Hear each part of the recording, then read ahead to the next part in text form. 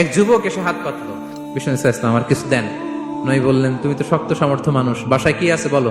সে বলে, আমার বাড়িতে একটা পানি খাওয়ার জগ আছে আর একটা চাদর আছে। বিষ্ণু ইসলাম বললেন, নিয়ে আস। সে নিয়ে আস।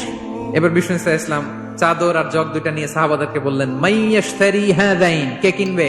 রাসূল সাল্লাল্লাহু আলাইহি ওয়াসাল্লাম তার চাদর আর জগটা নিলামে তুললেন, এই কে কিনবে?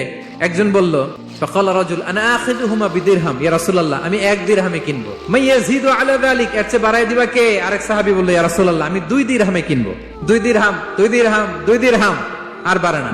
বিষ্ণু ইসলাম তার কাছে 2 দিরহাম দিয়ে বিক্রি করে। 2 দিরহাম নিয়ে যুবককে বললেন, নাও, এই 1 দিরহাম দিয়ে কিছু খাবার কিনে তোমার ফ্যামিলিকে দিয়ে আস, আরেক দিরহাম দিয়ে একটা কুঠার কিনে নিয়ে আস।